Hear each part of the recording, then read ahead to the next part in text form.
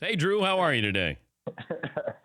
I'm doing good, Dan. How are you? I'm good. We were talking about the first sporting event we ever went to, like that had some magnitude, that you went to a professional sporting event. Do you remember that first sporting event you went to?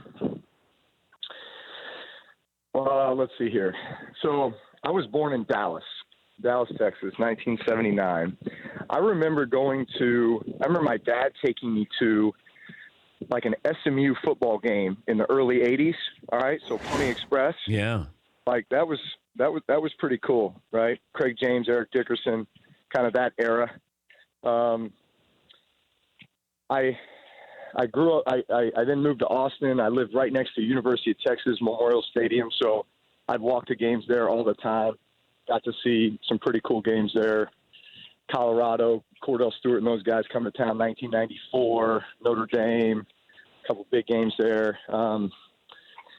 Let's see, baseball. I got to see Nolan Ryan pitch with the Texas Rangers. Nice. That was a thrill because he was one of my childhood idols. Yeah, but I've got a lot on the bucket list. I still have a lot of sport. Oh, you know what? Probably one of the greatest. My brother and I were big baseball players growing up, so the College World Series was something that we always dreamed about, right? The old Rosenblatt Stadium, Omaha, Nebraska. Yeah. So I go to college and play football. Well, my brother walks on at Baylor University, ends up going to the College World Series in 2005. So I got to go and basically live out my childhood dream through my brother by watching him play in the College World Series in 2005 at Rosenblatt. That's pretty cool. Your oldest son, his first sporting event, was that the Super Bowl that you won? Yeah, not too shabby, right? Yeah. Yeah. Did the other boys say, Dad, Dad, when do I get my Super Bowl moment? Oh, 100%. Because we've got that picture in his room, and he shares a room with his brothers. They all like to bunk up together, so they see that on the wall, and they're like, Dad, when's it going to be my turn? I'm like, we're working on it, buddy. Just snap your fingers and have that happen. And the son's getting in trouble? No, they're good boys. They're staying out of trouble. They love sports, so as long as you just give them a ball and tell them to go in the garage and play, they're pretty good. A lot of being a dad is just playing referee, just breaking up fights, making sure everything's, or they're fighting fair at least. So, no, it's a blast. I love being a father. Love having boys so close in age that are just, they're just best friends. How much you keeping an eye on what's going on with rule changes, the anthem, the kickoff? There's a little bit of drama here in the off season. Yeah, when you say keep up with it, I'll hear about it, and then obviously get asked questions about it. The one that's interesting, and I haven't really looked at closely, is the kickoff. But that seems to be a pretty significant change. At least there's just a lot of dynamics to it now that are going to make special teams coaches think strategy. Yeah, I'm trying to figure it out as well. I think the NFL would like to have the kickoff removed from the game, but it just feels like this is going to bring about more returns because the receiving team is going to have a little more time to come out of the end zone if they want to, because you're not going to get that running start on the kickoff team. So it might be counterproductive to what they're trying to do, and that's eliminate all these collisions on the kickoff. That's exactly right. I think that's the end goal, right, is how do we continue to make the game safer, right? And that's one of the most dangerous plays in football when you have, big, strong, fast guys running full speed and running into each other. So how do you temper that and yet not take away one of the most exciting plays in football and potentially one of the most game-changing type plays, with whether it's a kick return or punt return? Those are some special athletes back there that everybody likes seeing get a chance to return a kick. So, I think some of the things they do is an experiment, and then, hey, let's see how it goes, and then maybe we find ways to fine-tune it and make it better. But at the end of the day, I think the goal is to make it safer without removing it. I tell the Danettes, if you stand on the sidelines, you don't even have to watch a kickoff. Just listen for the collisions. And it's so violent on a kickoff. I mean, you're getting ready to go onto the field, so you're probably not, and you've been out there for so many years to hear it. But, man, the first time I ever heard a kickoff and it was just bodies It was like cars crashing out there, man. That's exactly what it is. It's about a 40-mile-an-hour car crash because you got guys running about 20 miles an hour going opposite directions, running into each other. So, yeah, it is extremely violent. And I don't think you get a full appreciation for it unless you are on the sideline and you get to see it at field level, kind of in real time versus being up in the stands or seeing it on TV. But, yeah, it's definitely violent. Should the NFL have worked with the Players Association on this new national anthem rule?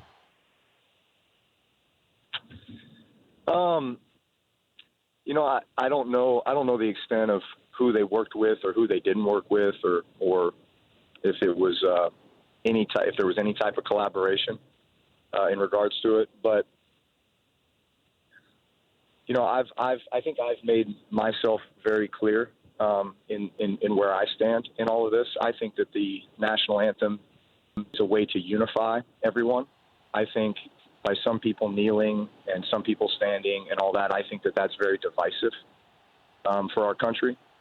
And I think that the flag and the national anthem deserves our respect for all those who have come before us, who have fought so hard, who have died and sacrificed in order for us to have the freedoms that we have in this country. So I believe that no matter what you're protesting, because there's plenty of things about this country that I think we would all like to see improvements. I just don't think that during the national anthem is a time to voice those opinions. I think that it deserves our full respect by standing at attention, looking at the flag, hand over your heart, singing the national anthem, and paying that respect. I'll make the awkward segue here. You're 39. Who plays longer, you or Brady? I don't know. I'm just taking it 1 year at a time. I'm really enjoying what I'm doing. I love my locker room. I love the guys. I love what we're striving for. And so I'm really just trying to enjoy the moment, stay in the moment, not think about the past, not think too far in the future, just focus on the moment. But is this a vote at home at any point where you just sit around or you ask your wife or, your kids or maybe they're too young to give an honest vote on it, on how long should dad play, or is that just going to be up to you? Well, I will say this. So it was announced that New Orleans gets the Super Bowl in 2024, which is awesome. But here that is 6 years away. So when that was announced, we were all literally sitting at the dinner table, and I said, "Hey guys, what do you think if Dad played in the Super Bowl in New Orleans in 2024, 6 years from now?" And we started kind of going around the table like, "Balin, how old will you be? Bowen, how old will you be?" And they're kind of counting it up and saying how old they'll be, and they're like, "Yeah, Dad, yeah, you have to play in that one." And Mom's like, "No."